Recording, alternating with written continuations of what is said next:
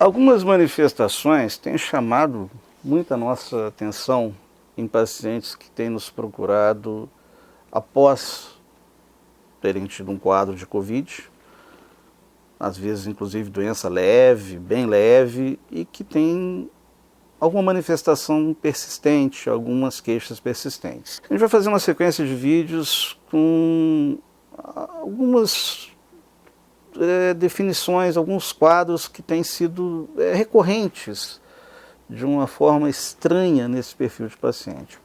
Primeiro, são pacientes que têm apresentado um quadro totalmente compatível com bronquite asmática, cujo nome correto, na verdade, é asma ou asma brônquica.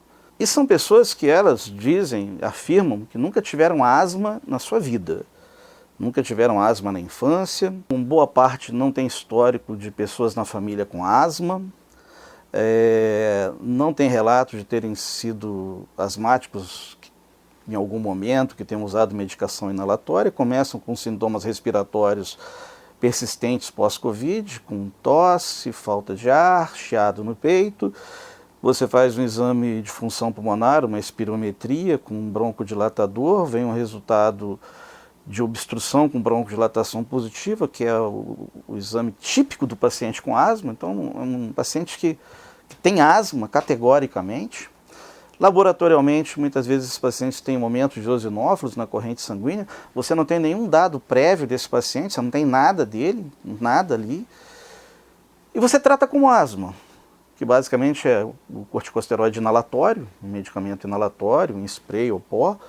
A maior parte deles tem uma expressão sintomatológica que justifica você usar broncodilatador de longa ação junto com corticoide inalatório. E geralmente os pacientes ficam muito bem, totalmente bem.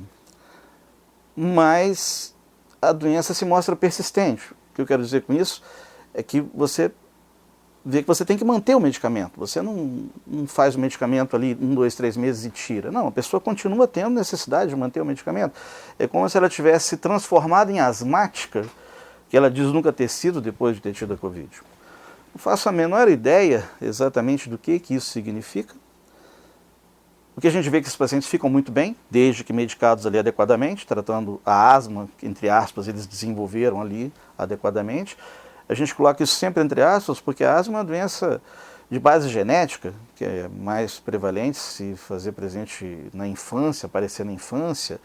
Enfim, isso não é um comportamento do que a gente observa no paciente com uma asma clássica, mas é algo que a gente tem visto e tem acompanhado. São pacientes que não dão trabalho. Quando eu falo não dão trabalho, assim, você medica direitinho, as coisas ficam bem.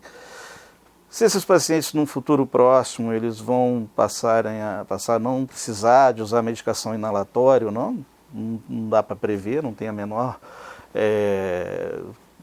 indício do que vai acontecer ou não. São uma situação de curto tempo, um prazo de tempo muito curto, né, do começo até agora. A gente não tem uma previsibilidade disso. Mas a gente está falando de medicamento seguro, medicamento efetivo, medicamento sem risco de efeitos colaterais que preocupem.